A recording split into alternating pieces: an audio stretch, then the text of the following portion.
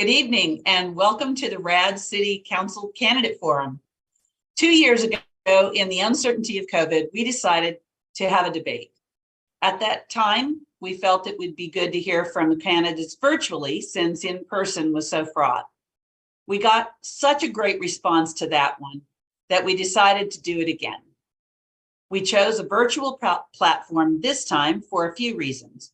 One, we've gotten pretty good at it. Two, it makes it easy to attend and review later.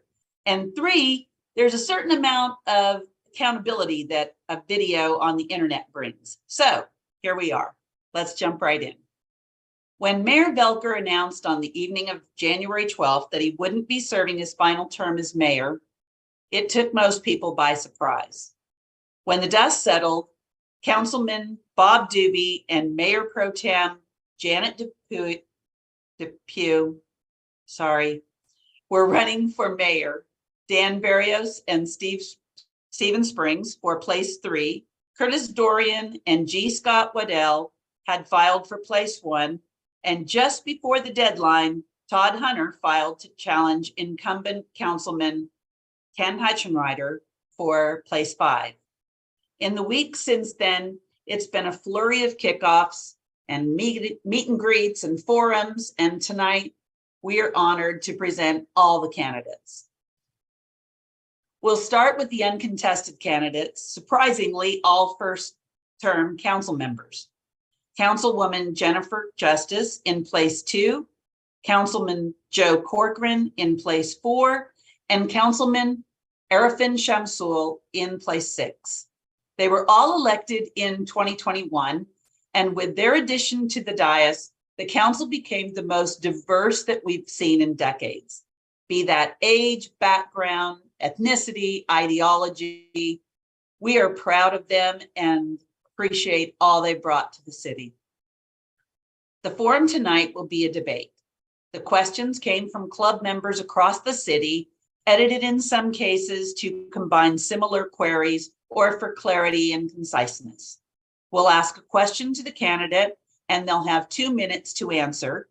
Then their opponent will have 1 minute to respond and then go back to the candidate for a 1-minute rebuttal. To begin, we'll give them each 2 minutes to introduce themselves. At the end, they'll each have another 2 minutes to wrap up. I'd encourage them to listen to the questions asked of other places and use their last minutes to address anything that they're particularly passionate about. And with that, I'll turn it over to TJ Calloway, RAD board member and our moderator this evening. Thank you, TJ. Thank you, Jenny. Thank you, candidates, RAD club members, and all Richardson residents join us tonight on the live stream. It's so important for voters to make an informed decision at the ballot box and to hear directly from the candidates. This helps to, as we like to say in RAD, include, inform, and empower voters. With that said, let's dive in. I'm going to give each candidate a 2-minute opening statement before diving into questions.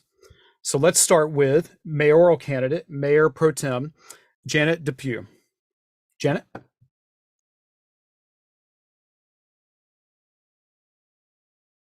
Janet, I'm sorry, you're on mute. Sorry. Thank you very much, TJ. I am Janet Depew, Mayor Pro Tem of Richardson. I was elected by my council peers in 2019 as Mayor Pro Tem, and I've served in that role since then.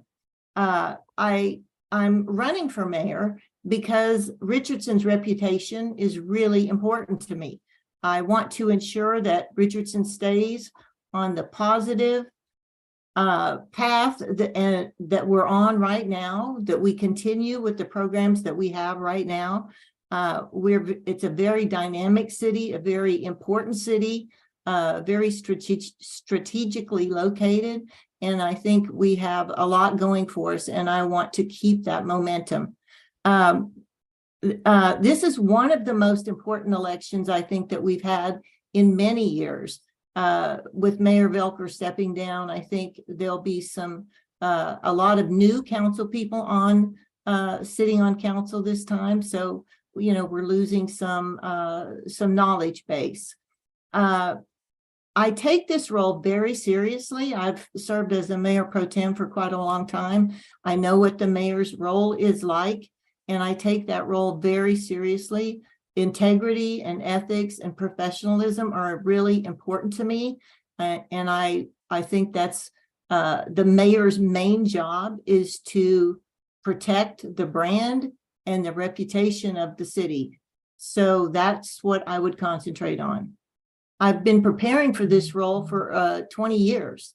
I started as a neighborhood leader, building a neighborhood association from the ground up, Heights Park Neighborhood Association. I then served on the Richardson Plan Commission for 10 years.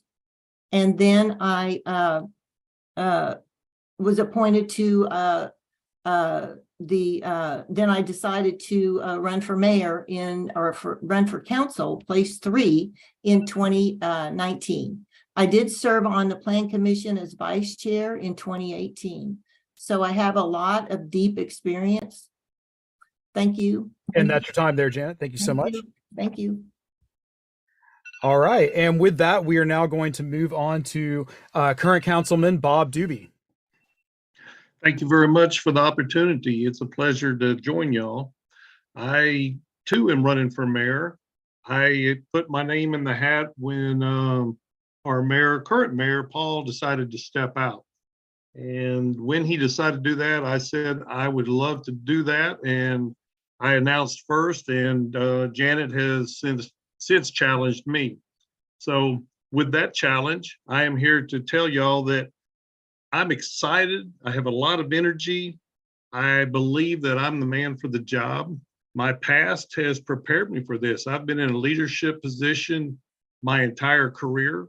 My last 17, I was the athletic director for the Richardson School District.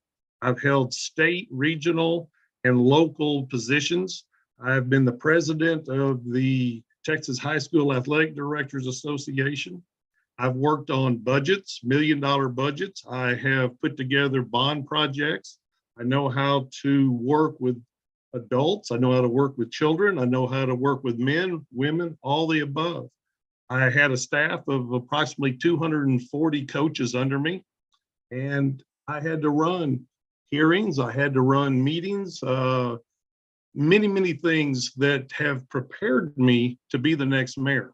I truly believe in the mayor's position needs to be an inclusive position, one that has a wonderful culture, has a opportunity for everyone on the council to work, have a voice, be heard, seen. And then the main thing is to try to pull together the council into a cohesiveness and make decisions that are in the best interest of our entire city. I truly believe that the city is in great shape. I think that we can and we will continue to grow, not just physically or with our population, but grow in a great way that's going to involve the many cultures that we have, the diversity that we have. I am very proud of that. In the 40 years of education, I didn't get to That's right about 2 minutes there. I'm so sorry to interrupt. That's okay. Thank you. Thank you. All right, guys, we are now going to move on to our place 1 candidates opening statements, and we are going to start out with G. Scott Waddell. G. Scott, you are ready. Anytime.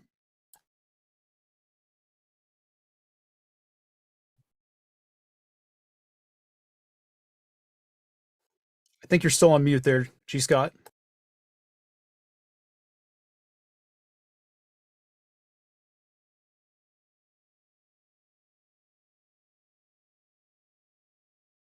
Okay, can you hear me?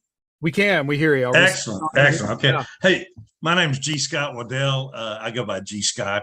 I've lived in Richardson for, 27 years, and have been part of the community with the city of Richardson, with ISD, and have been, involved in many areas of our community. So the reason I'm running is because I'm qualified. As all these candidates are qualified, all these candidates have checked the boxes. There are other things other than checking the boxes that make you more qualified, and I think I represent those as well. In business, I'm an independent rep. I've been an independent rep for 31 years, and we do hotel and restaurant furniture. And the reason that's important is because we deal with anything from a couple of $1,000 to we're about to do a $6 million project in November. And that deals with project management, that deals with understanding budgets, that deals with getting things done, listening to people, understanding issues, and finding solutions. So I think that all applies to what we do. My focus is going to be safety, infrastructure, and the community. All those things I'm sure we'll talk about tonight. But I think the main thing is you got to be able to listen. You got to be a team player, work well with the rest of the council, and understand what our place is doing. I'm in place 1, but there's 4 other places. So we're not only representing our place, but we're representing all of Richardson, and that's exactly what I intend to do. I think the development is very important. I think retention of the fire, police, and all employees of Richardson is important. And so I look forward to the debate. I look forward to hearing what everybody has to say. Thank you. Thank you, G. Scott. That's your 2 minutes there. Thank you so much. We're now going to move on to place 1 candidate, Curtis Dorian. Hi there. Hi, Curtis, you have 2 minutes there.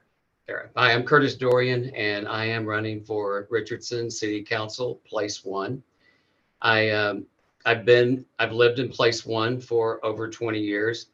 I started as an HOA president. The first 30 days I landed on my front doorstep in Richardson, and I moved into serving as a beautification chair for 15 years and moved into getting appointed as the Cultural Arts Commission. I was a commissioner there for 8 consecutive years, which taught me a great deal about the arts in Richardson. And being an HOA president also taught me a lot about the people, the neighborhood, and how to work with the city, to get to know the city staff and understand what it takes to provide infrastructure and community. I'm pretty much, a community leader. I have a lifelong experience in my industry, which is revitalization and infrastructure. I've spent the last 28 years as a Richardson business owner in place 1, which we have a architecture, design, planning, and design build business, which has allowed me to use that talent and focus on anything that maybe the comprehensive plan might be involved with. And it helps me be a city council advocate for the people. So I feel like I am definitely qualified for this position. I've been working for it for many years. The minute Bob Doobie stepped down, I immediately asked myself, is it time for me to step up and continue the good efforts that I've done in Richardson? I've been a servant to Richardson for the last 20 years in various roles, including Leadership Richardson. I've been, like I said, on the Cultural Arts Commission. I volunteer at Wildflower, Cottonwood.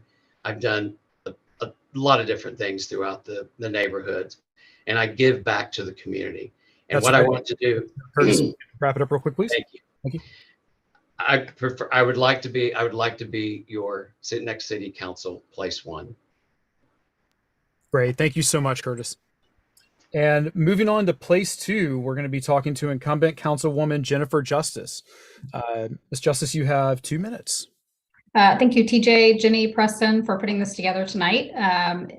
Some background on me. I'm a litigator. I work at JP Morgan Chase doing securities litigation. I grew up in Richardson. I went to Mark Twain Elementary, Richardson Junior High when we had one, and then graduated from Berkner. Go Rams. Super proud of what they do over there. I married my husband about 2 years ago, and I am the proud mom of 4 amazing fur babies. So that parlays into my service on City Council as the council liaison to the Animal Services Advisory Commission. And in addition to that role, I also serve on the Education Committee with Councilman Ken Hutchenreiter and Councilman Arvin Shamsel. So you've kind of heard some of the background of folks that are running for city council for the first time or are running for mayor. We've all been deeply involved in the city. I was a neighborhood association president. I served on 2 boards and commissions for the city. And so like many, felt that it was time for me to step up 2 years ago, and have very much enjoyed my service. And I'm really grateful that you are doing this tonight, because there are some really important things that I'm sure we'll get into in the Q&A time. But who you choose is important. We will be working on our comprehensive plan over the next few years. And so that will sort of set the path for the city for the next decade or so. So it's important to have the right voices on council who you think would represent your interest in that comprehensive plan. And in addition to that, as you're probably aware, on the ballot this time is a bond election related to a fire that was at City Hall, and calling for a bond election to build a new City Hall. So important things coming up on the May 6th ballot, in addition to the candidates here tonight, and important decisions that this council is going to be making, setting the direction of the city for the next 2 years. So I appreciate being here tonight, and look forward to answering your questions. Thank you so much. Next up, we're going to move on to place 3 candidates. Dan Barrios, you are up next. You have 2 minutes, please. Good evening, and thank you, TJ, Jenny, and Preston for helping moderate this evening. My name is Dan Barrios. I'm running for Richardson City Council Place 3. And I am running because, as others have alluded or mentioned, there's a lot going on in this next council. And I think it's very important to have somebody, as Jennifer said, to represent your interests. I believe that I bring a balanced approach, a unique voice, and unique life experiences to the table. And I'm looking to serve. I've been involved in the community in various different ways, in nonprofits, and I've been through a lot of the things many others have been through here. And I'm running because I want to make sure that as we go forward in our city, and our city starts making decisions that will affect the next 10, 15, 20 years, that we have that balance of business. We are lucky in Richardson to have a great foundation of a city. We've, due to our background, our city was founded by people with some really smart people, and we have a great foundation. But we need to have that balance of big business, small business, and make sure that we keep residents' voice at the center of the conversation. So I'm running because I want to represent the interests of the citizen, everyday person, so we can assure that moving forward, that our decisions are representing and every person in the city, every corner of the city, whether it's the Northwest or the Southeast or Southwest here in Place 3. I think that we will be a better city when we make sure we include all residents and include your voice at the table. That's why I'm running. Thank you. Thank you, Dan. Now we're going to move on to place 3 candidate, Stephen Springs. Stephen, you have 2 minutes. I'm sorry, I think you're on mute. Hi there, I'm Stephen Springs, and I think we're going to sound a little bit like a broken record. The big deals, if you will, at council, we know are the comp plan. We know we're going to be creating an entirely new economic development strategy after pulling that from the chamber last year. Either one of those is a heavy lift. The next council is going to be doing both of those at the same time. That's a big deal. So that's the challenge represented, I guess, to all of us. I think I have a very unique skill set to bring to that challenge. I'm for the everyman too. All of us in this call, we're everyman. We live here. We get it. We live in these neighborhoods. I'm a 15-year board member in my own neighborhood, so I understand that. But beyond that, I bring 10 years on the Planning Commission. I think there's no better training ground than the Planning Commission for council. I actually have a voting record. I have made stands on issues and controversial ones on occasion. I'm an architect by practice, and I'm a civic architect. So I work for cities. I've seen how many different cities have their own personalities, their own priorities, their own politics, and managed Well, at any given time, I'm probably managing between 60 and $100 million worth of capital projects for my client bases. So that's a pretty broad range of skill sets that I think will have a lot of value as we go through these challenges. I very much look forward to them.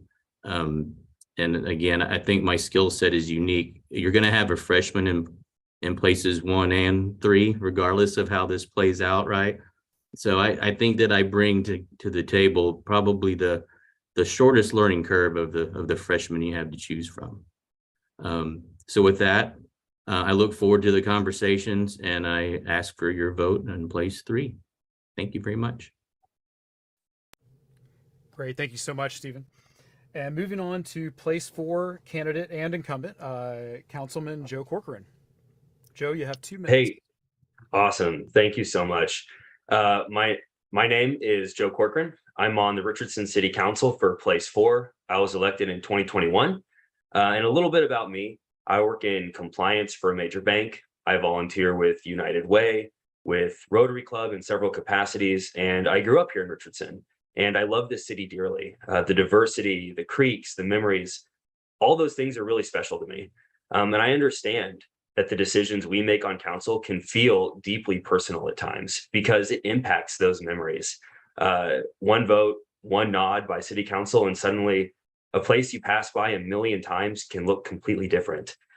For those of us that grew up here or raised families here, I know it can be tough when those memories are all you have left of a place, right? And I'm not trying to sound dour at all, because I know that change is often necessary. Change is good. And I just wanted everyone to know a little bit about the gravity and the heart that I bring to council when I make my decisions. So why am I running for re-election? Real quickly, I'm really excited. We're successfully working towards many of my platform points from 2021. I laid a lot of those out on here 2 years ago. I'm looking forward to the experience of being on council with a little bit more perspective and a lot less mistakes as a second term council member. And then finally, I'm also excited to help my colleagues, new and old, achieve their goals. And in many ways, that can be just as satisfying as achieving your own goals. So with all that said, I'm excited to answer your questions. I'm looking forward to the conversation between all my colleagues, current and future. And let's go get it. Thanks, guys. Great. Thank you so much, Joe. Great. And with that, we're going to move on to now place 5 candidate, Todd Hunter. Todd, you have 2 minutes. All right. Am I up? There we go. Thank you, TJ. Thank you, Jenny, Preston, for running this evening. Why am I running? You know, I'm a man of service. I have an interesting background, a little different than the rest of the council members and team. I am an ex-United States Army helicopter pilot. I served in Iraq and Afghanistan during those wars.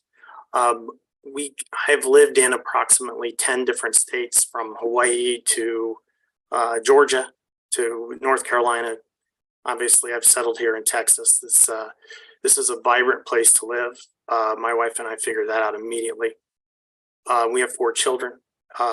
All have gone through the school districts here. It's just what attracted us initially to Richardson. And now that they've all started to begin their journeys in life, I thought I would put my name in the hat as well, because I'm a man of service and I serve my country. Now I'd like to serve my constituents and neighbors and friends in this great city. I think I will stop that early, unless, where am I at, TJ? You still have about 40 seconds. Okay, great. All right. Well, my 3 tenets, basically. I'm going to be running to create a homestead exemption for all Richardson residents. I'd like to incorporate more citizen input into the city budget, as per Dan's message. And finally, strengthen and develop our infrastructure. I have 20 years of experience in oil and gas industry, and my budgets have been up and elsewhere of $5 billion. I think I can bring an interesting perspective from an outsider who could bring that strength to a board that's already filled with talented people. Jennifer, a lawyer, Bob as a local coach and teacher, and the rest. So And that's right about our 2 minutes, Mr. all Hall. right. I'm sorry. Perfect. Thank you so much. All right, and we're now going to move to place 5 candidate and incumbent councilman Ken Hutchenreiter. Ken, you have 2 minutes. Well, good evening, everyone, and thank you so much to to TJ, to Jenny for putting this together this evening. As mentioned, I am your city councilman currently. I've been in the position for 4 years, and in my mind, experience matters. I've been in this community. I have been very, very involved in this community, but most importantly, I'm a servant leader. I'm a person who my entire life has been about service. I started out many years ago in a small town outside of Houston, where I started working in an emergency room and was working as a volunteer. My mother was a school teacher. My father was a accountant, and they taught me service. And so ever since I've been a small boy, it's been about servant leadership. I think it's very important to have someone on council who is and has been very involved in this community. I believe we need stable leadership. As has already been mentioned, we will have 2 new people coming onto council, and we'll have a new mayor. And I think it's important to ensure that we have stable leadership on our city council. I think the greatest attribute that I bring to the council is my overall knowledge of the city, my professional career. I'm the administrator of the hospital here in Richardson, Methodist Richardson, and I've been extremely involved in all aspects of this community. Most importantly to me is the endorsements that I've received from our police department, from our fire department, and from our real estate companies. That is important to me. Our fire department and our police department trust me. And so to me, this is a job interview, and I'm asking for the job again, and I'm asking for your vote. Thank you very much. Thank you, Councilman. All right, and with that, we are going to move to some questions that we have for the uncontested races. We're actually going to start tonight with place 6 candidate and incumbent councilman. Oh, I'm so sorry. I actually did not give the same councilman. Sorry, my mistake. We're going to move to opening statements for place 6 candidate and incumbent councilman Arifin Shamsul.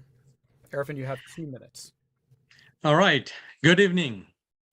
And thanks to Jay and Jenny and Preston for putting this event together. And also there are probably many other team members behind the scene. Thank you, everyone.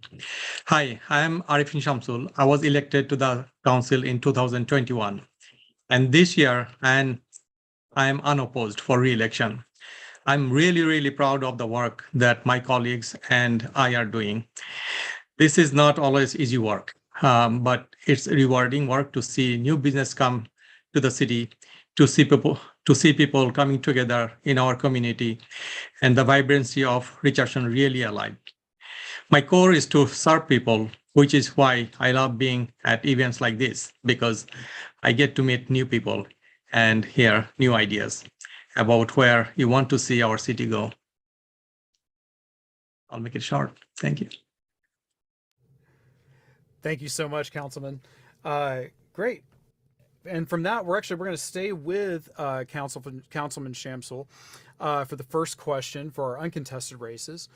So the first question is, many of our members asked various questions about transportation, bike lanes, parks, and cleaning up some parts of the city. We chose an unusual question for Arifin. It comes from Theron and Canyon Creek, and we thought the civil engineer might best answer it. Are there any plans to manage traffic by adding roundabouts? What are the pros and cons of roundabouts? Arifin, you have 2 minutes. All right, that's very interesting question. As a civil engineer, I do have one opinion, but as a public servant, that's another opinion there. So we have to mix things together to get the best solution.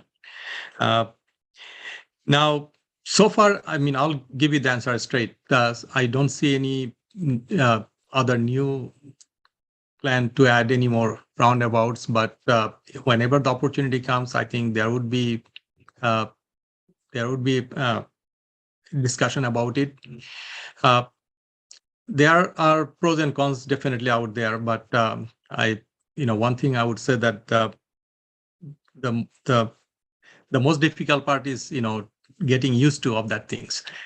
People don't like to see new things, new idea, especially when there are residents that are used to driving some area a certain way.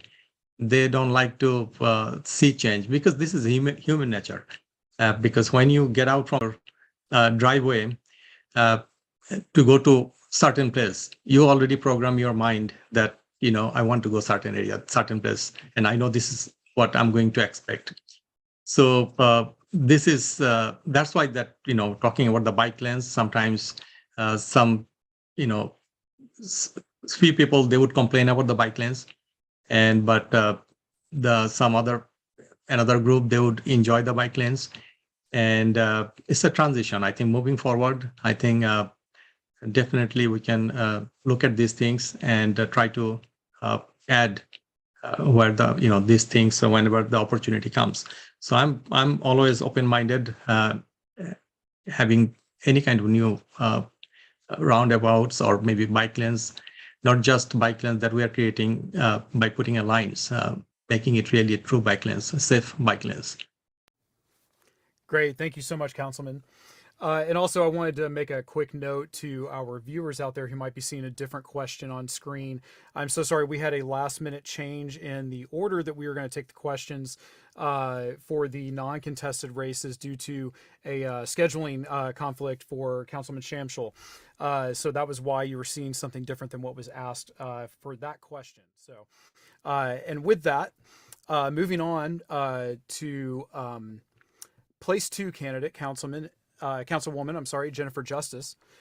One of our members, Justin Neth of City Line, keeps a close eye on the City Council. He notes that in the coming year, the Council is going to begin the process of updating the comprehensive plan. From what you know right now, what are the priorities that are most important to consider in evaluating and updating the plan? You have 2 minutes. Thank you. Thank you for the question, Justin. Yes, I know that you do pay attention and we appreciate it. And, sometimes providing feedback to council, we appreciate that as well. Some things that I think are really important is some of the work that we've already done in the active transportation plan, to sort of piggyback off of the question that was just asked of Councilman Shamsel, that will feed into the plan. And so some of that work is already done, as well as the parks and open space master plan update that we just did. Those will both feed in and are important functions of our comprehensive plan. As was mentioned, we're also doing an economic development plan, and that will feed in as well. And then finally, I think some of the important things that we'll look at in the comprehensive plan, given we have about 3% open space in Richardson left for development, we have to figure out sort of interesting options for housing and different types of housing. It's super important that we look at that holistically throughout the city. How can we create workforce housing for people in Richardson? Are those tiny homes, or is it more multifamily developments? These are the types of questions that we have to ask. And that was partly included in some of the plan development work and rezoning by prior city councils, but we have to take a really serious look at that. You'll probably hear the statistic a few times. One person is moving to North Texas every 3.5 minutes. So housing is going to be a really important aspect of what we do when we're planning the city. And something that's important too is making sure that it's user friendly for our corporate partners as well. Our tax base is funded 60% by our businesses and 40% by our homeowners, and we'd like to keep it that way. So we have to make sure that the plan holistically provides a way for people to move into Richardson and have available workforce housing, and that our corporate partners are able to thrive here as well. And I think that's my time. Thank you. Thank you so much, Councilwoman. All right, the next question is for our place 4 candidate and incumbent Councilman Joe Corcoran. Diane Smith of Canyon Creek sent you a question. A lot has been said about attracting businesses to Richardson. However, the chip manufacturing plant near my neighborhood may bring pollution and traffic concerns. It seems that most business interests are often selective with their disclosures of concerns for the community. My question is, what is your process for evaluating negative consequences for Richardson when presented with a potential economic development project? And you have 2 minutes.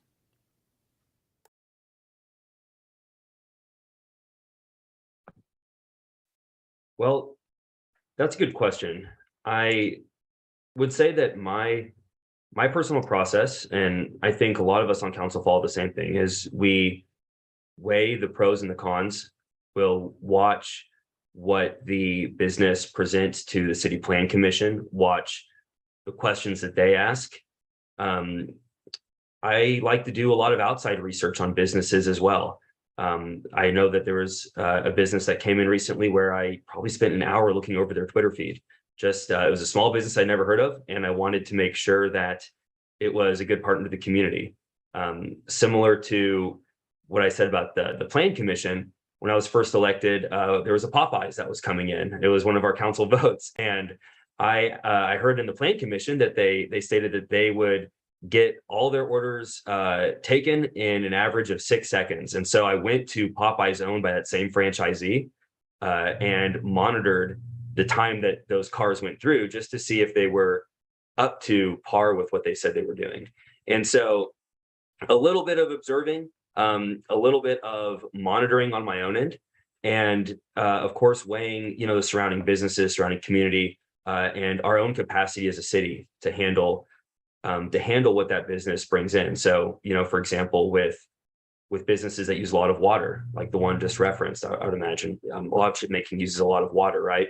What is our city's capacity to deliver what that business needs, right? Can we offer the business what they're looking for, or are we going to give them an incentive only for them to pack up and move, a few years later? And for the record, that big chip manufacturer isn't about to pack up and move at all. But point being, that's something that we look at when making those economic development decisions. Oh, thank you, Joe. I appreciate your answer there. So sorry, trying to stop the clock here. All right, and so with that, we are going to move on to the questions for our contested races. The first one is going to be for our mayoral candidates. The way we are going to do this is we are going to ask the question to the primary candidate. They will get 2 minutes to answer that question. Their opponent will get 1 minute to respond, and then the original candidate will then get 1 more minute to make a response to that. The first one is for mayoral candidate and Mayor Pro Tem Janet Depew. In the past, you have served in various leadership positions which require consensus building to set a tone and create goals for these organizations. Please describe how you have built consensus in the past and how you will go about that as mayor of Richardson. And you have 2 minutes. Thank you very much, TJ. And thank you for the question. It's a great one. I think when I started as a volunteer in Richardson, 20 years ago as a neighborhood leader, if you've ever worked with volunteers, you know that you have to build consensus with volunteers to get them to help. So that is a huge that's a huge initiative to bring people together like that to create a solution.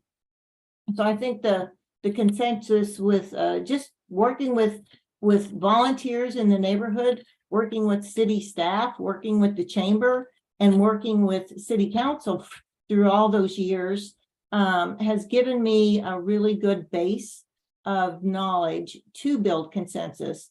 My supporters that I have come from all walks of life through Richardson. They're Democrats, they're Republicans, they're centrists, they're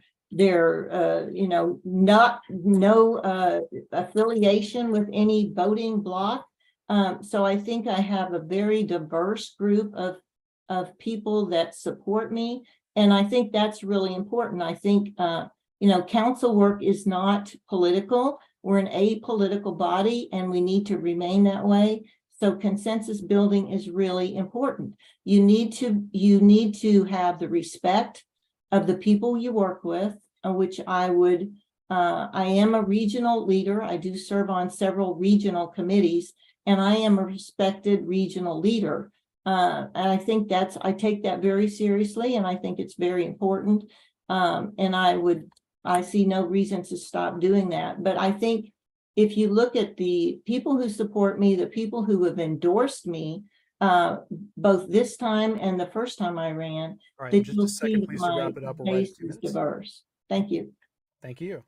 And Councilman Doobie, you have 1 minute to respond to that, please.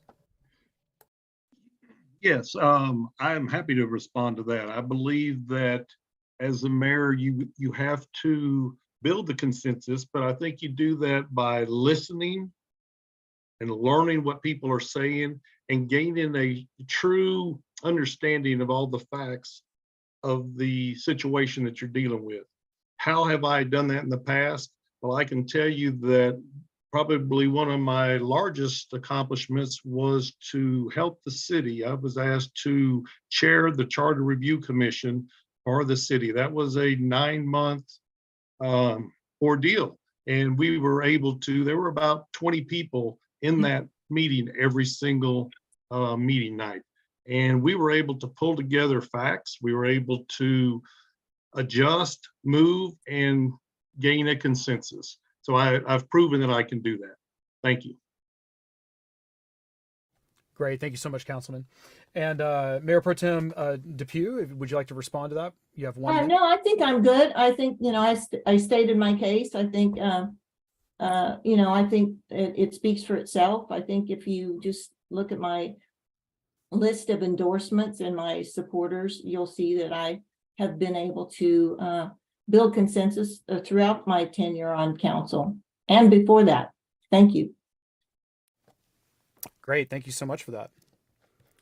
All right. The next question is for Councilman Bob Doobie.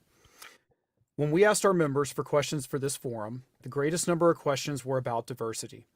Richardson has been recognized as one of the most vibrantly diverse communities in the Metroplex, and City Council has changed in the last 5 years to better represent this diversity.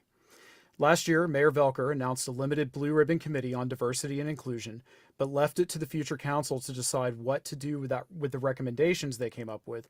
How would you proceed with this unfinished initiative? You have 2 minutes. Okay, thank you. Yes, I think the mayor's vision for this council is awesome. I'm 100% in favor of it. The difference, I think, is what we need to do in the future is to look at it holistically. I would like for the entire council to be able to be part of this. I don't think it needs to be just the mayor's council. I think it needs to be a true council, and we all interact with all the people, because those are the people that we are constituents. Those are the people that call us and feel comfortable calling us. And I think it's critical that they know who we are, what the face of each and every one of us would be. This is a very diverse community. And I was, in my 40 years as an educator, whoever walked into the school, that's who we were asked to teach, coach, and mentor. And it's no different than the city. We don't get to recruit who we want. And so we cherish the diversity and the culture. And I believe that the experience I have of treating people as people first and finding out what makes them tick will allow us to move this effort forward into the future. And I think it needs to happen by having a listening ear first, find out where we have fallen short, if we've fallen short, and then move forward as a team to collectively address that. I personally have already worked with Johnny Lee and his team in Chinatown. I've personally worked with Angie Chin Button. I've been able to work with the people at the mosque. And so I'm very proud of those things, and I'll continue to pursue that. Great. Thank you so much, Councilman. Thank you. And, back to Janet. Oh, by the way, I just want to let candidates know, if you see me doing this, that means I'm giving you your last 10-second warning there, so before your time runs out. So moving back to Councilwoman Depew, you have 1 minute to respond. Yes, thank you. This is a huge selling point for Richardson. Actually, we are a very diverse community. We just had we were in the Dallas Morning News this last week about our restaurant scene, because it is so diverse. We have restaurants from all nationalities. You can eat around the world just in Richardson alone.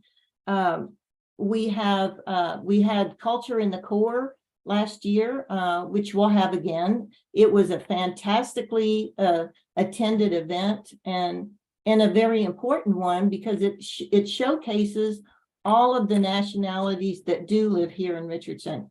It's just a microcosm of the world, actually.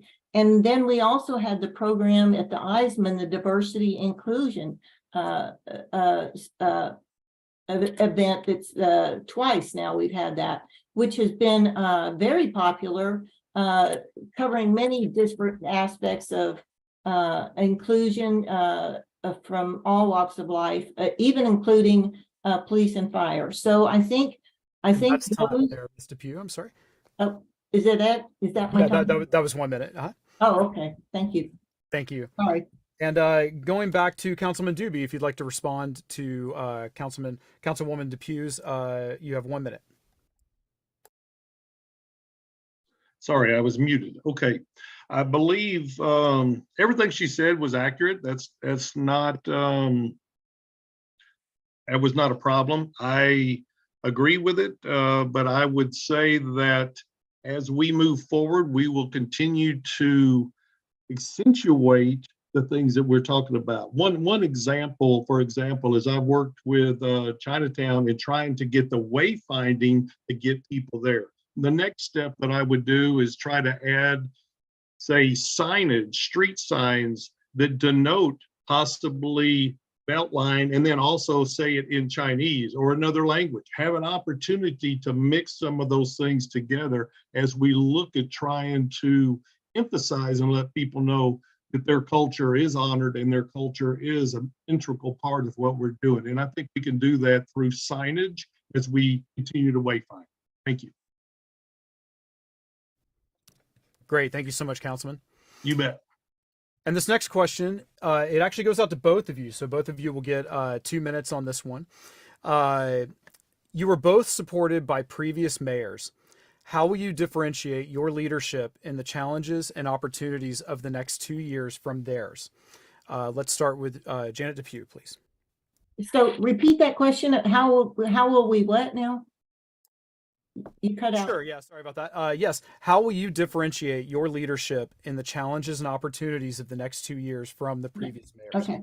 Thank you. So I think, either Bob or I will be a different leader than what Mayor Velker is right now, or what Steve Mitchell was, or previous mayors. We each have our own personality. But I think that I, as being a consensus builder, being a regional leader, and being a strong, empathetic, I have great empathy for people. I think those traits will come across on a council. I think that I've lived in different cities across the nation and in Texas, and I sell real estate, so I'm in and out of other communities all the time. So I think I have an understanding of what other communities, what works for them and what doesn't work for them. And so I think that broader knowledge base will serve me well. And I am, I have worked with the city for many, many years to get things done. I worked on the Lockwood district, so I know how to work with others to actually make some changes. I'm working with the city of Dallas right now on the West Spring Valley corridor. I'm the only council person that's really focused on that part of the city. It's a redevelopment area we've kind of neglected, and we need to bring that back. But I think that my personality will be different than Mayor Velker's, but that's okay. We don't all have to agree on the same thing. We do have to respect each other, which I will do. I respect the council people that we have on council right now, and the people that are running, I know them and I respect them too. It's a hard job. It takes a lot of time, but it's an important one. And we represent the rest of the city, and it is a partnership, and I think I can work in a partnership capacity. Thank you. Great. Thank you for that. Councilman Doobie, would you like for me to repeat the question, or are please repeat? Sure. Thank you. So it said you were both supported by previous mayors. How will you differentiate your leadership in the challenges and opportunities of the next 2 years from theirs? And you have 2 minutes. Thank you very much. Yes, number one, it's real important to be endorsed, and especially by the past. I believe, as far as being endorsed by other mayors, that is a compliment, and it's something that the citizens value very much, or greatly, I should say. I will say that I grew up here in Richardson. I moved here in 1961 with my parents. My parents had the vision. The neighbors in our neighborhood had the vision. Everyone was here trying to get to the schools. Everyone was here trying to gain those quality educations in a city that was doing things right. I want to respect the past. I want to work off what those previous mayors worked so hard to accomplish. And I don't think that we just need to, take the baby out with the bathwater, so to speak. So I will honor the past. I will work hard for the future. Innovation and change is coming. There's no doubt about that. And we're looking at different ways. I truly believe that the past mayors did a great job of including citizens. Look at all of the commissions and the different boards that we have put into place. Those were visionary in that they wanted to involve the citizens. We created the homeowners associations, and we now have those presidents, and they're very active. We have the National Night Out, which we're the #1 city in the nation. All those things are not accidents. It's because we are working together as a group and as a team. And I take the most pride in that. I believe that that's what I will continue to do, because I learned from the past, and I will implement and keep doing that, because that is a true skill set that I have to be a true leader. Thank you. Great. Thank you, Councilman. All right. And with that, we're going to move on now to our place 1 candidates. The first one is for G. Scott Waddell. Your website, along with several other candidate websites, indicates that you want to bring the residents' voice to City Council. Cindy Holliker of Crowley Park asks, what are specific ways in which you plan to involve residents in the decision-making process in our community? And you have 2 minutes. Thank you very much. You know what? I'm a grassroots kind of guy. I honestly believe that the HOA is the foundation of the community. It's the voice of the community. I was 12 years president of the JJP HOA, and we did some great things up there. Janet was our council person, and she was a very good one. Whenever we needed her, she was there. I would do the same thing for District 1. I want to hear what the HOAs are saying. The HOAs hear from their people. I would certainly encourage anything we could do to support the HOAs and bring that to a stronger point. But really, I think the HOAs and the grassroots and the movement, if you listen to what they want, then it's not much different around the city, quite frankly. Everybody really has the same needs and wants, and that's for safety, and that's for better infrastructure, and that's for to be included. So in short, I would start with HOAs and go from there. So it's my answer. All right, you still have about 40 seconds if you wanted to continue, but if not, we can move on. Good. I'm good, man. All right.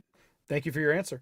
All right, and now we are going to move on to Curtis Dorian. If you would like to answer that same question, you have 1 minute. And I'm sorry, I'll repeat the question for you real quickly, just so you know. Cindy Holliker of Crowley Park asks, what are specific ways in which you plan to involve residents in the decision-making process in our community? And you have 1 minute. Yes, thank you, Cindy. That is a very good question. And I have hopefully a good answer for you. First of all, I've spent many years working with the city on creating workshops and sharettes, whether it's through the neighborhood association or an HOA or even the Cultural Arts Commission. What we've done with that is we brought people into the city, collaborated that with Don Magner, and back then it was David Morgan and several others that helped participate and provide a platform for residents to come to City Hall, and we sort of voice our opinion. We want community input as we process the different process of each type of economic development and as we make changes in the city. So I encourage that. I want to hear from the people and from the residents and the homeowners. I want to hear your thoughts. I want to hear the direction you want the city to go. I want to hear about your comments on the land use that we have. And that brings us And to time. I'm sorry if you can wrap it up, please. yes, and I hope that answers your question. Thank you. Sure. Thank you, Curtis. All right. And G. Scott, did you have a rebuttal to that for 1 minute? I think we're almost saying the same thing, that we need to listen to what the people say. The one thing I would do different is I would not require them to come to City Hall. I would go to them. If you're gonna listen to the people, listen to the people. Go to where they are. Don't make them come to you. Don't make them bring their issues to you. If it's really important, go talk to them. They have the voice in the ear of the people of their community. So that's that's what I would do. I'd go to them. All right. And thank you for that answer. We're going to move on to another question for Place 1 candidates. This one's going to go to Curtis Dorian. As plans are made for the new City Hall, Civic Center, and Library, many residents have suggested making it a mixed-use facility, incorporating retail and/or residential into the space. Regina of Lockwood neighborhood asks, what new features do you believe should be included in the project, and what eco-friendly design features would you push to include? And you have 2 minutes. Yes, tell me a person's name that's inquiring again. Yes, I'm sorry. That's from Regina in Lockwood. Regina, hi. Thank you very much for asking that question. Yes, I'm very excited about the new City Hall, and I believe that is a good direction for us to move in having a new City Hall built. Part of that is we would like to have an area where it caters to the city employees, to the residents. We want to have some open green space. I'd like to see collaboration between the people that are utilizing the facility, how they're going to utilize it, and back to the other question about bringing the people together. I do believe that you can go out and get information from the residents, but there is so much to be said. You really have to put people in a room and collaborate with them and gather the information to help provide information to move this design the direction it needs. As far as sustainability, I think that we need to look at material use, design, and how we want to move forward in a modern, more sophisticated City Hall and library. And I'd like to hear more thoughts on how people feel about that as well as we move forward. Great. You still have about 40 seconds if there's anything else you'd like to add to that.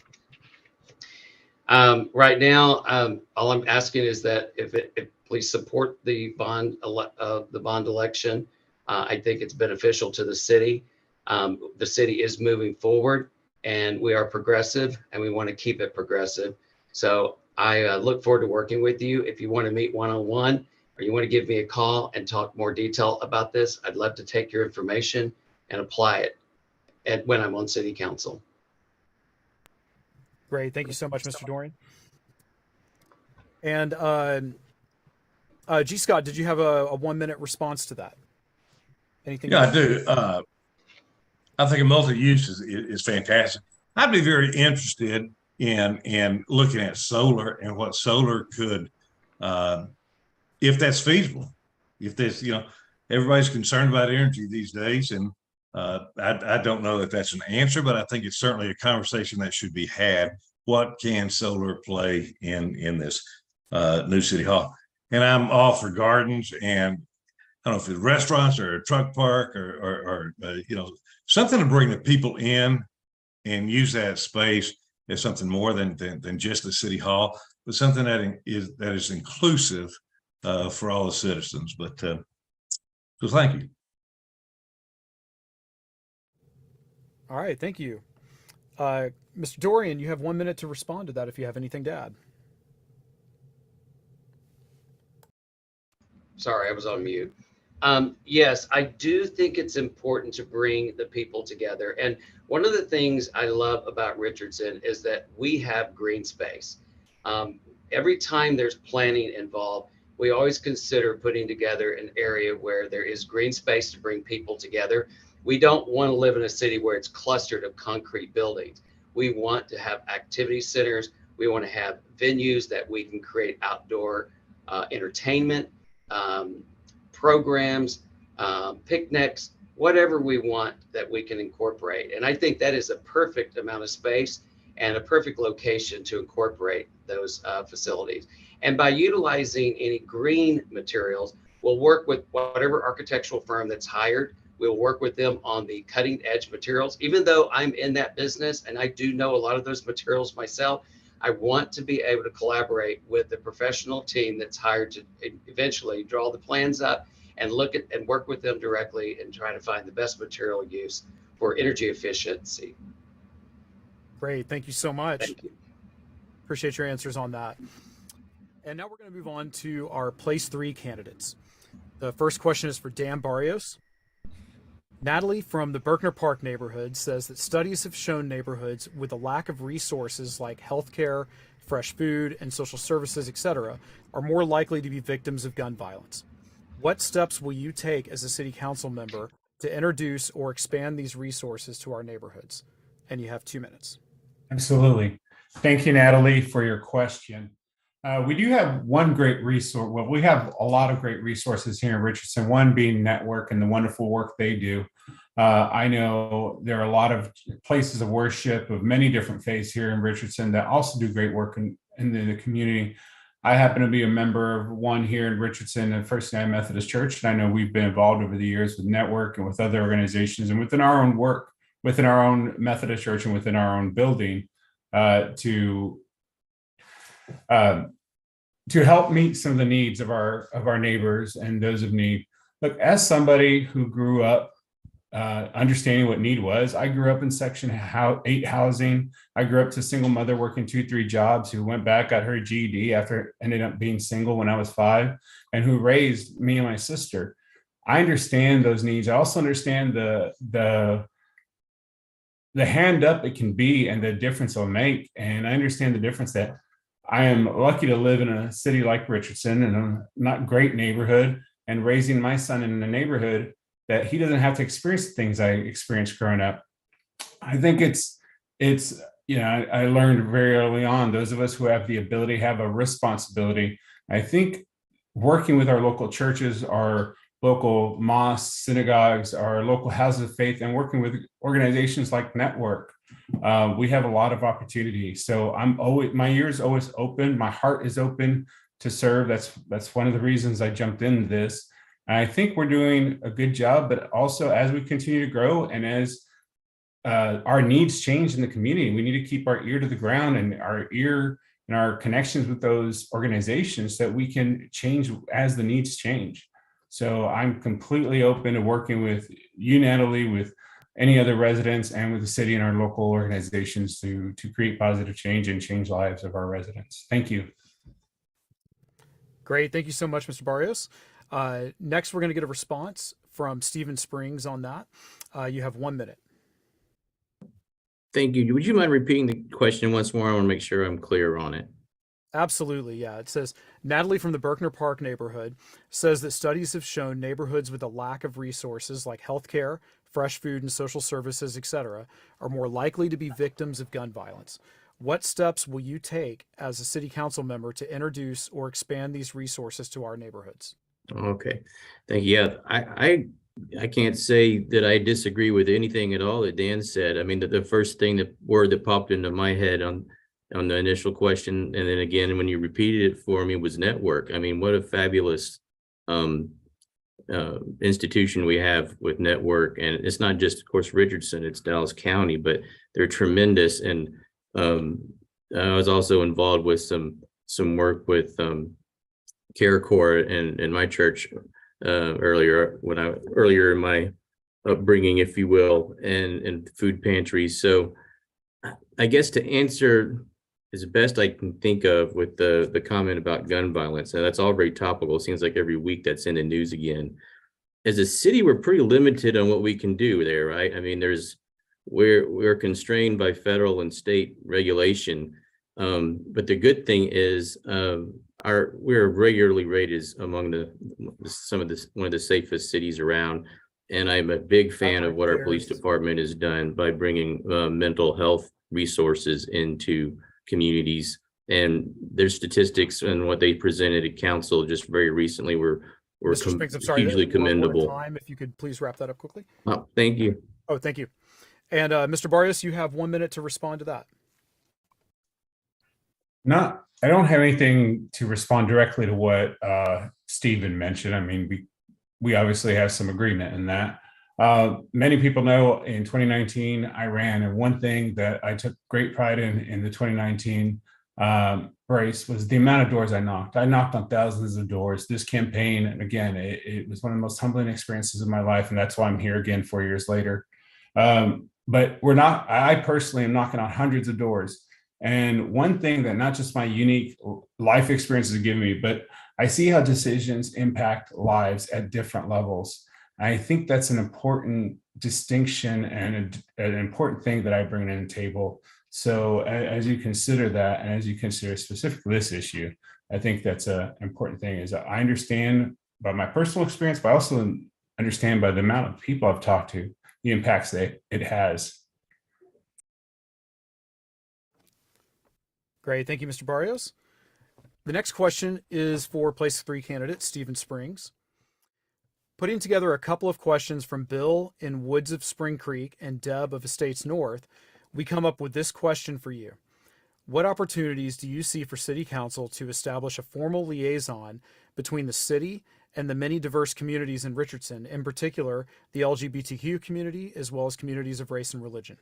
And you have 2 minutes, Mr. Springs. Well, I think that kind of harkens to back a little bit earlier into our conversation about diversity, right? That's just the groups you just mentioned are just another form of speaking about diversity, and reaching out to diversity doesn't just mean, what nationality, which is kind of where that conversation was about, but about all walks of life. So I would be a big fan of continuing the council that we were just discussing, that as Bob mentioned, it was a mayoral council to start and could grow into a council that has a broader breadth. The city council or even a commission could take on, and that commission I think would be a fabulous way to, that you would appoint that commission, based on reaching out to all those people. Though there you go, they're your liaisons. And we have an incredible amount of resources, as well as in our events and Parks and Recreation. I was on the commission and from 05 to 10 on the Parks and Rec Commission. And the amount of events that we hold is just phenomenal. And the inclusivity that we're already doing there is phenomenal. And we can just continue to build upon that. So I guess those are the things that immediately come to mind as resources that we already have. That I don't think we need to create more. We just need to build on them. Okay, you still have about 30 seconds if there's anything else you'd like to add on that. I don't think so. I'm good. Thank you. Okay. All right, then. Mr. Barrios, you have 1 minute to respond to that. Can you repeat the questions, please? Oh, of course. Yes, it says, what opportunities do you see for City Council to establish a formal liaison between the city and the many diverse communities in Richardson, in particular the LGBTQ community, as well as communities of race and religion? Absolutely. So I think there's a lot of opportunity. In 2019, one of the things I mentioned and talked a lot about was not just understanding and accepting our community, our diverse community, but using it to us celebrating it as an economic driver. I think Janet mentioned earlier the culture and the core. That was a great start, but it was a start. And I think we can take that so much further. I would absolutely support a commission, or we need to really look and see what the opportunities are. And it's about, again, having your ear to the ground and speaking to the different groups. I have worked closely with all kinds of groups of different faiths, races, and the LGBTQ plus community. I was Very proud in 2019 to have a Stonewall endorsement. And it's something I would look forward to do. I think we could do Right a at much time better then. job. Sorry, if you wrap up real quick, please. Oh, thank you, Dan. All right, and Mr. Springs, did you have a 1-minute response to that? I think I would just sort of amplify that we said a lot of the things that we agreed on a lot of things we said. You know, a commission makes sense. There's already some momentum in that direction. Events are huge tools. I mean, that's how you bring people together, right? Is you literally bring people together. And events is a super easy way to do that. One thing that I guess came to mind as we were contemplating this was continuing to build bridges with our school district. You know, reaching young people in the veins that we're talking about now would be very beneficial in terms of inclusion and making young people feel comfortable goes a long way to making adults feel comfortable. Great, thank you for that answer. All right. And moving on to place 5 candidate, Todd Hunter. Richardson is growing, whether we like it or not.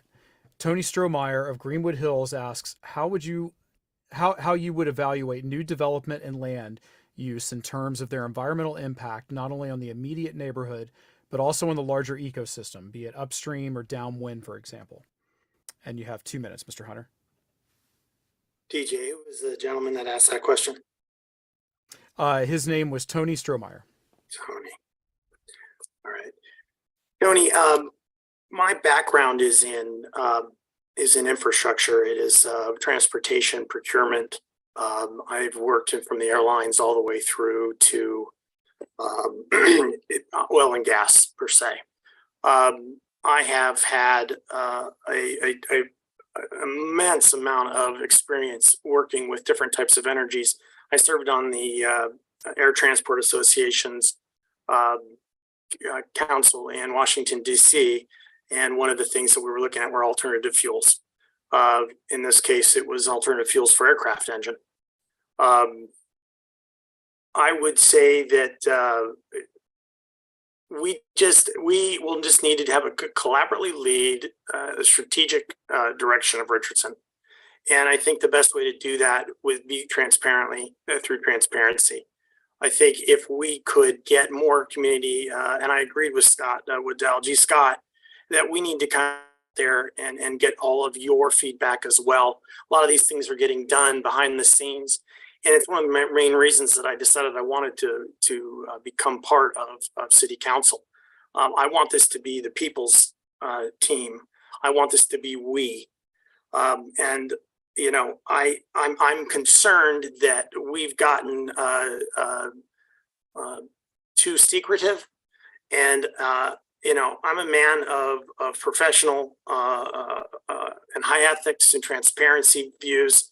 I have no personal conflicts that will interfere with serving my city, and I really want to spend the city's money like it's my own. And I would encourage you to bring forward ideas that can help for sustainability.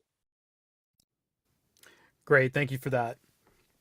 All right, moving on to Councilman Hutchenrider. You'll have 1 minute to respond to that. If you'd like for me to repeat the question, just let me know. No, thank you, TJ. Tony, thank you very much for the question. I think as a part of my professional career, I am responsible for all construction for my healthcare system. So one of the things that is very close and near and dear to my heart is looking always at when we start to do any type of development, any type of redevelopment, which is also very important because in our city, as you probably know, we're very limited on the amount of green space that we have at this point in time. And so you have to be very cautious as you start to dive into redevelopment, looking at the overall environmental impact. I think this is one of the areas where our experience begins to show. As a city councilman, we work very, very closely with our professional staff. Our city hires very professional staff to be able to come and present from an environmental impact standpoint what is going to occur in a specific area. And I think that begins to show, again, with my experience, knowing what happens and how things occur, that's a major difference to work with our city staff. Thank you. Great. Thank you, Councilman Hutchinwriter. If you'd like to respond to that, Mr. Hunter, you have 1 minute. Yeah, I'll respond. Mr. Hutchinwriter has alluded that he has more experience. Yes, he does maybe have more experience on city council. I have 30 years of experience as both military officer and 20 years of experience in infrastructure improvement. I have no personal conflicts or professional conflicts that will interfere with what I do for you, the people of this community. Mr. Hutchinwriter runs a large hospital, is an administrator of a large hospital that gets money each and every day from this city, and I'm here to ensure that we bring integrity back into this community. Thank you. TJ, I feel like I need to be able to respond to that.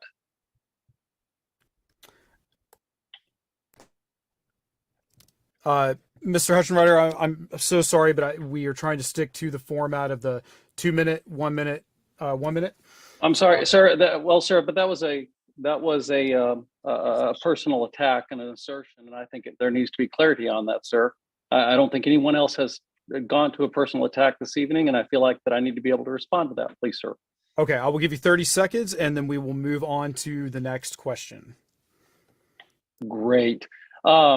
Mr. Hunter, I can assure you that I am not conflicted in any way, shape, or form in this city. Anytime there's any kind of a vote that has come up, you can go back and review every one of the city council tapes. I have recused myself. I do not receive any dollars from this city in any way, shape, or form in my professional life or my personal life. And so I would ask for an apology, sir, because you impugned me and it's not appropriate. Thank you. All right, and moving on from that, this next question is for Place 5 candidate and incumbent Councilman Ken Hutchinwriter. Several of our members ask questions about how living in the city is not affordable for so many. The cost and availability of housing make it difficult for teachers and young families, for example, to move here. At the same time, a decline in enrollment in our schools decreases funding for the school district, and this creates a circular effect where Richardson becomes a less desirable place to call home. How can the City Council collaborate with the RISD School Board and lead discussions about how to solve this problem? And you have 2 minutes, Mr. Hutchinwriter. Thank you very much for this question. I think number one is, again, I'm currently the chair of the subcommittee for education for our City Council. Myself, along with Councilwoman Justice and Councilman Arfin, we have spent numerous hours talking with our school districts about a variety of topics. One of the things that I'm very, very proud of is very recently we were able to pass as a city council a redevelopment for the Hyatt House. And the Hyatt House is being redeveloped such that it will provide workforce housing that can be utilized for people who are in need of housing that will be much more affordable, thus being able to work, live, and play in our community. Additionally, there's been several other projects that the City Council and our city manager have been working on where we have, as a part of the economic development that has been done, is including a component that requires to have workforce housing in the overall project. And so I think one of the things that we have done over the last 4 years that I've been on City Council is we've addressed this. I think there's still work to be done. It's one of the areas that I very much want to support as a sitting city councilman and be able to move forward and work collaboratively with our school district. I think we have a very talented school board. I think we have very, very talented. In fact, we have two in this city, as most people sometimes have a tendency to forget. About 2/3 of the city is covered by RISD and about 1/3 of the city is covered by Plano ISD. And so we need to work with both of our school districts to be able to work collaboratively to try and figure out how can we address this issue. Thank you. Thank you for that, Councilman. Mr. Hunter, do you have a 1-minute response for that? Sorry, you're on mute. Yeah, there was something just popped up on my screen. Oh, no problem. I'll start your time right over as soon as you start talking. Whenever All you're right. ready. The city is getting expensive. I believe, though, that we want to bring people up. I don't necessarily want to reduce this, and that's not the right word. I don't want to take a step back before we take 2 steps forward. Affordable housing essentially is, 30%, is essentially defined by 30% of your gross income. I do support the comprehensive plan that is starting in the latest 2022 version, July 11th. But I really think that we need to concentrate more on workforce development and getting people the skills to bring themselves up. More income means they can afford more home, basically, by a simple. One of the things that no one's thought about, and I know there's a lot of I'm getting to it. I would be interested in discussing ADUs and accessory dwelling units, which are basically for locations with sufficient depth and space that may allow us to put in some smaller homes, or there's all kinds of creative ideas out there. We need to wrap that up there. Okay. Sorry to interrupt there. All right, and Councilman Hutchinrider, do you have a 1-minute response on that? Yes, thank you.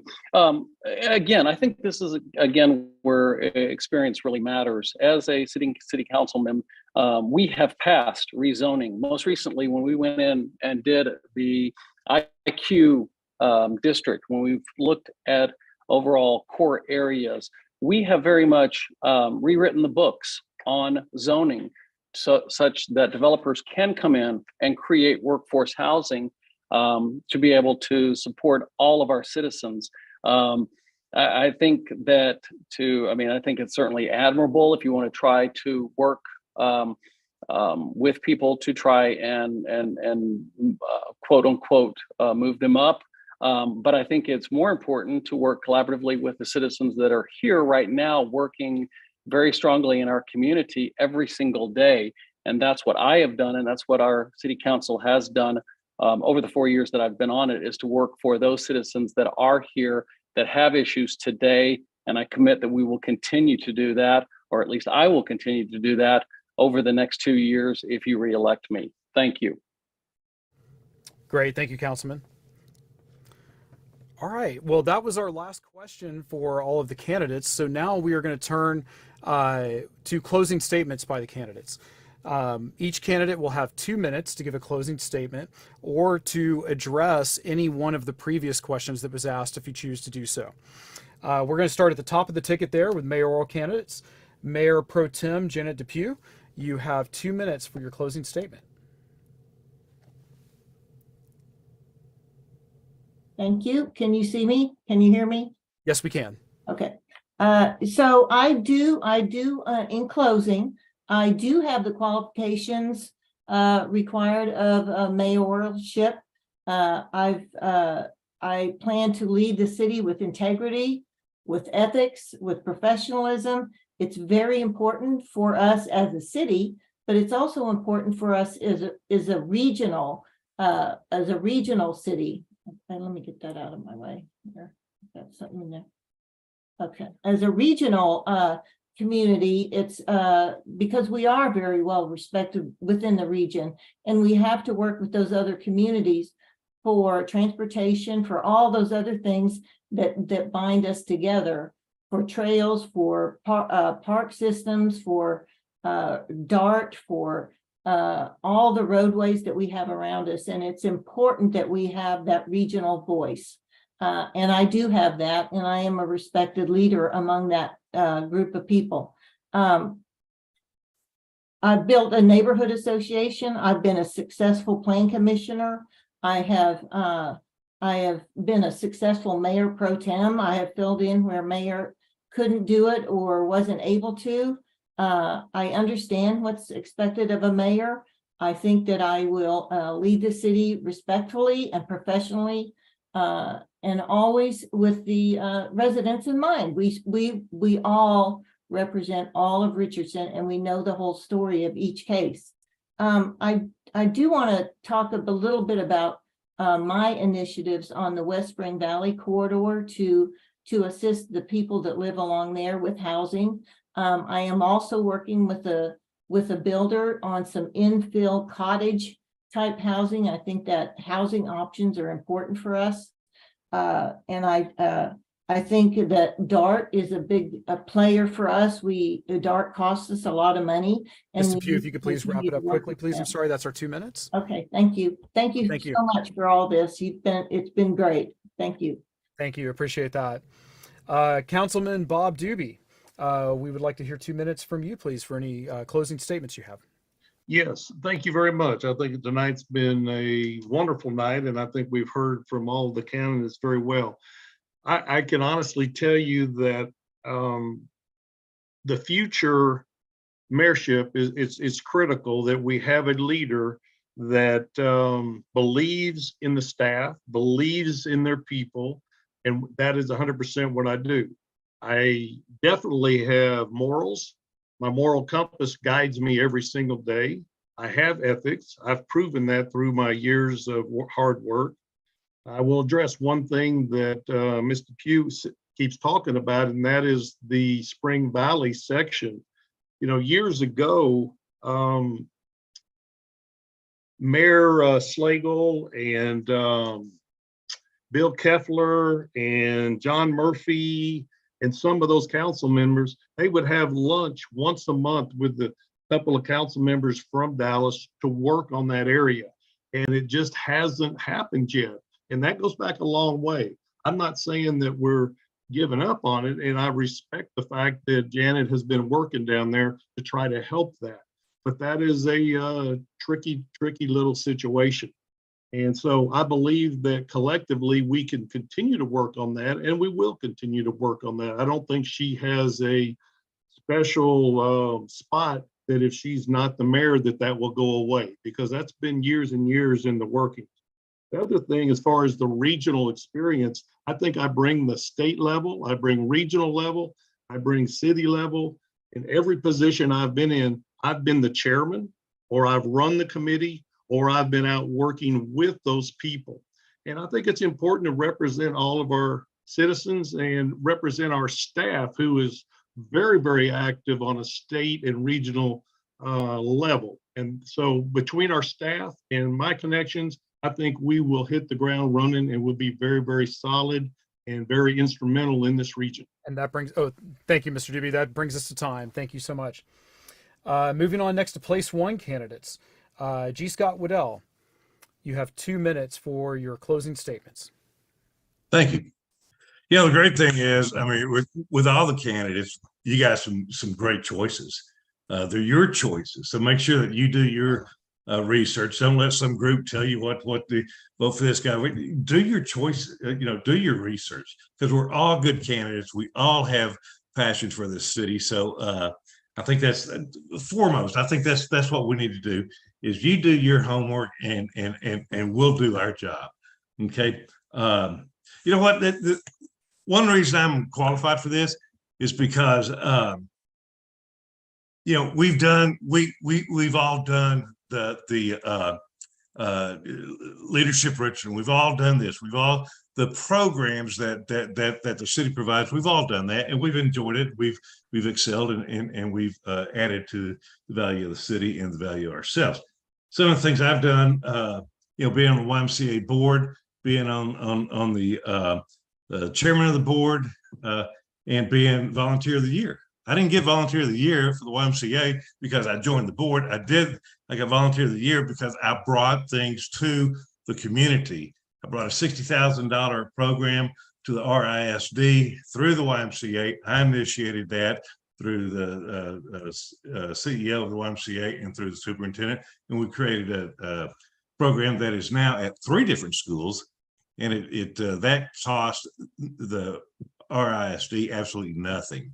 So, how you think outside the box, thinking outside the box is great, but doing something with those thoughts and taking the initiative to create action is what's important. So I think that's, you know, between my, I'm getting that sign. So between my HOA involvement, between my community involvement, go to my website, you can see all that. And I thank everybody for participating tonight. Jenny, TJ, Preston, great job. Thank you. Good night. Great. Thank you, Mr. Waddell. All right. And to other place one candidate, Curtis Dorian, you have 2 minutes for your closing statement, please. Thank you, TJ. Yes, I'll try to be quick. I want to cover a few areas. First of all, uniting the people is the most important thing in Richardson. Reuniting the neighborhoods and bringing the homeowners together to help make decisions is super important to me. I've been a leader almost my entire life in everything I've done. And yes, I've gone through almost every, well, I shouldn't say almost, I've been through every governmental program that Richardson's offered. Yes, I was in Leadership Richardson. I've been through the Fire Academy. I've been through the Police Academy. I've been in CARES. I've served on boards and commissions. And part of that has made me a better leader. I brought my community together. I've worked with the people in place one. I know the people in place one. I started working 20 years ago with Don Magner, David Morgan, and we put together a program where we would see what the future looked like for the downtown Main Street. I did that pro bono. I volunteered my services and committed working with the architectural firms to try to figure out how we're moving that forward. That's developed over the years, and now it's coming through fruition. And a couple of the other things, I am part of workforce housing. I know that any new development or revitalization or any redevelopment should include some type of workforce housing. I know the project that's on the corner of Sherman and Spring Valley, there's 325 unit going in there, and there's a percentage of that that's going to be workforce housing. And I do think that's super important. And one of the other things that I've been involved with the Cultural Arts Commission, and one thing we didn't talk about tonight, is the DART. They're working on the Silver Line Station at the moment. The Silver Line Station is going to add value and revenue to the city, and I want to be a part of that as a Cultural Arts Commissioner or ex-Cultural Arts Commissioner. But you can come from and fly into DFW and be directed to UTD and be directed to the Eisman for future Broadway shows, and you can move over to UTD for the Crow Museum. And that is going to bring revenue and income to the city. So before my closing, I want to thank Jenny. I want to thank Rad, TJ. I want to thank Michael Barr, my partner in crime, and my campaign team for helping me get to this position today. And I hope that I have your vote, and I'm asking for your vote. And thank you for having me here tonight. Thank you, Mr. Dorian. All right, and on to place two candidate and current councilwoman, Jennifer Justice. You have 2 minutes. Thank you, TJ. I'm joined here by Brenda Lee. She was meowing at me, so she is part of the program tonight. So I'm really pleased to hear that both of our mayoral candidates and most of the candidates here tonight are interested in continuing the work that Mayor Belker started around the diversity committee. I think it's very important. I was very proud to stand next to him as he gave a pride proclamation last year. I believe it was the first time in the city's history that we had a public pride proclamation. So I was very proud to stand next to him in that effort. And I'm really glad to hear that the candidates here think that is important. There was a question about whether we need a formal liaison. I think that committee, whether it's a mayor's committee or a permanent committee, certainly sort of fills that role. And fun factoid, I'm jumping around a bit, but there were a lot of great questions. We actually have 3 roundabouts in Richardson. Most people don't know about that. So there's one on Lakeway, there's one in the business district, and then way out in the Panhandle. So it's not something that's completely foreign to the city, and certainly something that we could, consider, as Councilman Shamsel alluded to. So I'll just wrap up by saying, I bring a logical, neutral voice, a sort of a legal expertise to the council. It's been my pleasure to serve the last 2 years, and I'm glad to be uncontested and get to serve you for another 2 years. So although it's somewhat a foregone conclusion, I still will ask for your vote in the election. And thank you very much for organizing this tonight. Great. Thank you so much, Mr. Justice. All right, moving on now to place 3 candidates. We're going to let Dan Barrios go first. Dan, you have 2 minutes for your closing statements. Okay, thank you. And thank you, Rad, for hosting this evening. Can you hear me? Because I'm getting a message saying that I need to unmute. Yep, Okay. we can hear you. Thank you. So my professional background, I have managed thousands of people. I've built and managed national teams. I've managed budgets of $85 million. And I've sat down in key worldwide retailers and made $45 million deals. A few years ago, I had a career change. And now I'm a third-year teacher within RISD. So, and yeah, like other candidates have said, there's a lot of similarities between a lot of us. And even with my own opponent, there's some similarities. I think he's a smart gentleman. He has served his community with an open heart. I think it comes down to our philosophy of what the council does. And I think the council serves two purposes. One, to provide vision. It's like a board of directors does, it provides vision. And two, we are elected for a reason. We are elected to be the voice of the people. And I take that part very, very seriously, which is why I've knocked on thousands of doors, why I've talked to people all over our city, all corners of the city. And as I think I bring a unique voice. There's a lot of talk about Spring Valley. I live right north of Spring Valley, just 3 houses north of La Mirada Apartments. That is my backyard. I don't know if there's anybody else who may live that as close to as I do. So I'm very invested. Also, the reality is that's the largest concentration of Hispanics in our city. I'm half Hispanic. That is something that I take very seriously, as I'd like to see. I'm very invested in the outcome of that. I will identify and actively bring people and voices together. And I ask for your vote. I ask that you consider these things as you go to the vote, as you vote, and do your homework. And if there's anything I can answer for any of you, please reach out. And I would appreciate your vote. Thank you. Right there, Dan. Oh yeah, thank you so much. We're at time there. Thank you, Mr. Barrios. And moving on to place 3 candidate Stephen Springs. You have 2 minutes for your closing statement. I just want to first off say thank you again to the RAD for doing this. This is a tremendous public service that you guys are doing here and having this recorded for everyone to refer to. So that's great. There were so many good questions in only 2 minutes. I'm having trouble figuring out how to prioritize which ones to talk about. So I might do a little rapid fire here. I think the first one I'm going to talk about is the consensus building question. I thought that was great, and I wanted to highlight some of that. So I do consensus building in my work every day. People might not necessarily associate that with an architectural background, but just last week I spent all day in a city doing staff meetings, focus group meetings, and culminating in a city council meeting about visioning their next recreation center. So if that's not consensus building, I'm not sure what is. There's so many tools in that toolbox. You know, the most important one is active listening. It's also knowing how to stay in your lane. And I think that's a really important statement. You know, Dan mentioned the role of a council member.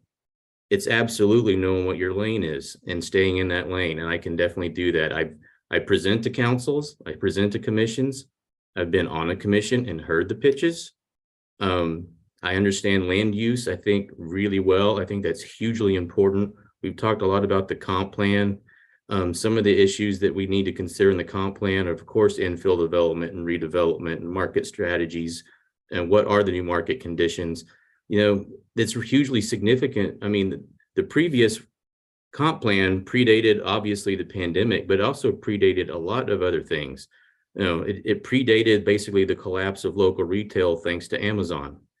It predated all, there's jargon and language and definitions that we use now every day that aren't in that plan. As a planning commissioner, I've seen proposals and how they don't really fit the comp plan, but that doesn't mean they're a bad proposal. That means the comp plan needs to be redone. Workforce housing is a great example. That's been a topic. Please wrap this up, please. I'm sorry, we're at time. All right. Well, sorry. It's hard to give an architect a mic and ask him to shut up, but I will. I understand.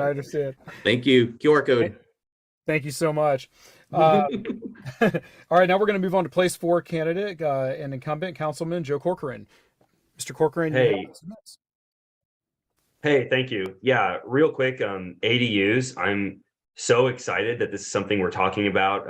I feel like I've been talking about it for several years, and so the fact that it's becoming more mainstream amongst people running for council is awesome, and it is something that's on our radar as a city. right? We've just been busy, I think, with bond issues, city hall fire, et cetera. Something I really want to talk about, though, is the initiatives that are driving me going into the second term. And ironically, they can really be illustrated by some events that happened over the course of my first term.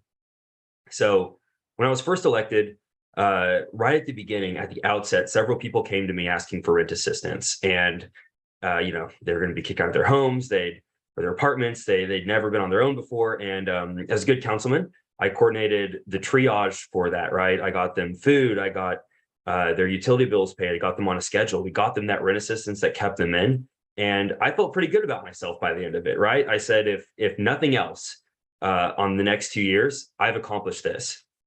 Well, a year and a half later, those people came back, right? And the individuals I'd helped said, hey, like, now it's even worse. I'm living out of a motel, living out of my car, right? I'm about to be 1 week away from being kicked out of the rental house. And I realized at that moment that something in the system doesn't add up, right? The triage thing that we're doing isn't enough. And I don't think anyone knows for sure what the solution for affordable housing, for homelessness is, but I do know that the solution is regional. And I know that I don't want to leave Richardson City Council until I'm confident that we are on the right track to doing our part in that regional solution. We have an amazing team here in Richardson that does amazing work. They do things that a city of our size shouldn't be able to pull off. So if they can do that stuff, I know that we can handle this and we can knock that out. Thank you. Thank you, Councilman. All right, moving on next to place 5 candidate, Todd Hunter. You have 2 minutes for your closing statement. Thank you, TJ, Jenny, and Preston. I came out the gate tonight pretty slow. I don't like talking much about myself, I'll be honest with you. Why am I doing this? Well, I'm a man of service. I serve my country, now I want to serve my community. I want you all to know that what I believe who you love, how you worship, and your life experiences are the forefront of the values that I admire most.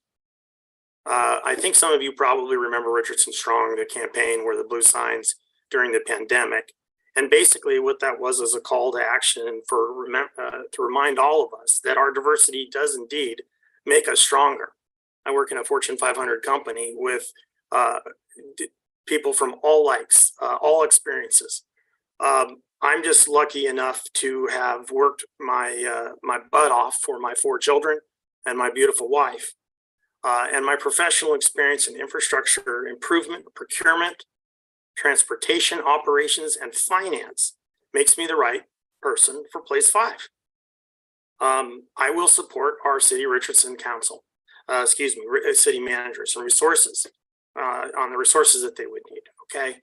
Particularly going into the new comprehensive plan. Bottom line, I just want to say this one last time.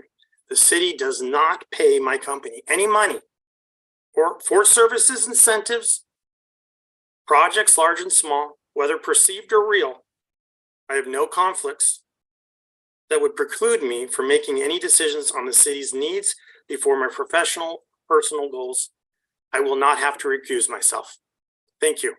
And wonderful event, y'all. Really enjoyed this tonight. Thank you so much. Thank you, Mr. Hunter. We are now going to go to place 5 candidate, incumbent Councilman Ken Hutchenreiter. You have 2 minutes for your closing comments there. Well, thank you very much. And I very much want to say thank you to TJ, Jenny, and all of our AD for putting this together. So this evening, I very much see this as a job interview, which I've certainly been involved in several. You start out with a resume. I think you can see by my resume, I'm extremely qualified, with my largest qualification as I have been your city councilman for the last 4 years. From there, we have the actual interview part. We talk about our experiences. Again, I think you can see between myself and my opponent that I by far am the most qualified for the position. I have a record of accomplishments for our residents.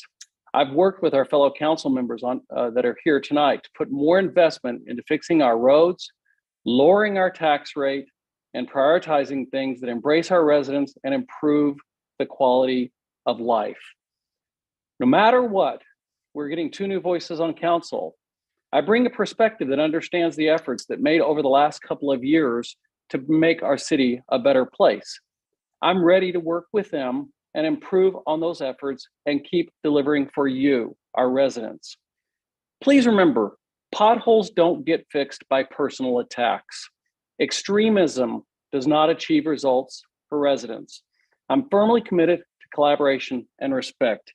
And I'm so appreciative that my pointed out the Richardson Strong, because my facility, myself and my community relations director, Jana Rant, we were the ones that started Richardson Strong. And so I hope that I have shown tonight that I am the most qualified to remain as your city councilman in place 5. I love this city. I want to see the city to continue to improve. And I ask for your vote this evening. Thank you so much. Thank you, Councilman Hutchenreiter. And last but not least, our place 6 candidate and incumbent councilman, Arifin Shamsul. You have 2 minutes. All right. Well, first, let me thank you, TJ and Jenny and Preston and Red for arranging this evening's meeting. You know, our city is an old city, and you know, next few years, this will go through lots of rebuild, reconstruction, rehab, and we'll need, you know, some additional revenue. And city council position, this is about serving people. I just want to remind myself and others that this is strictly, totally about people, and making sure that our city stays safe.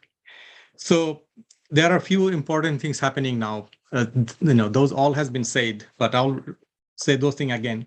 The comp plan, that's so critical, because that will set some direction in the future, that how we transform our city. We have solid foundation. We each have, you know, lots of good goal, but really the tactic that takes us to different direction.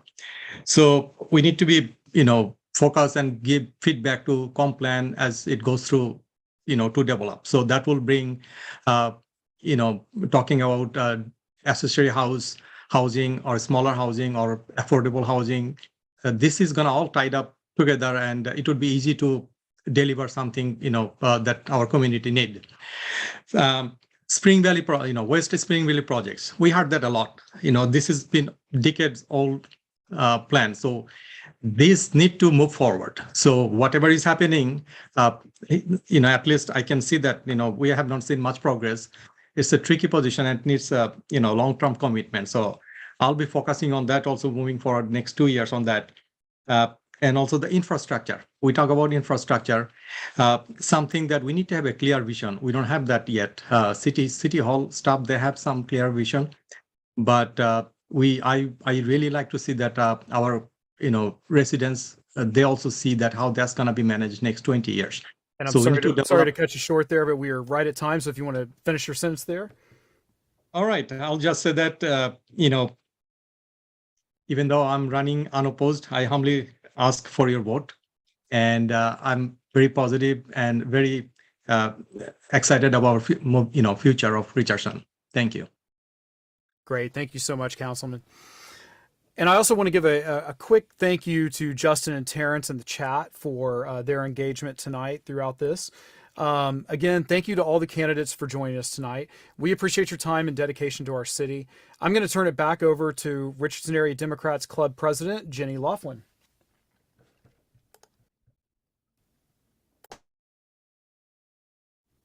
I think you're still on mute there, Jenny.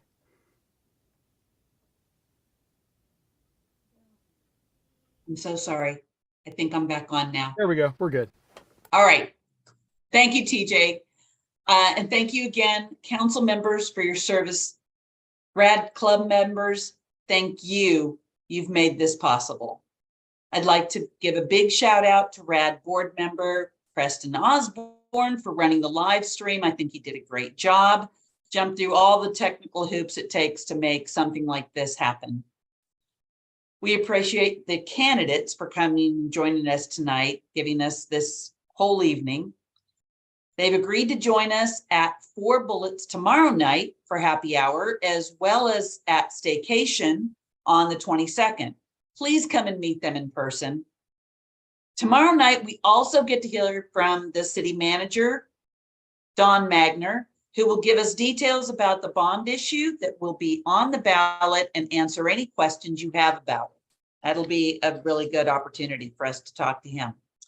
In closing, I want to remind all of our viewers that early voting starts on April 24th and runs through May 2nd.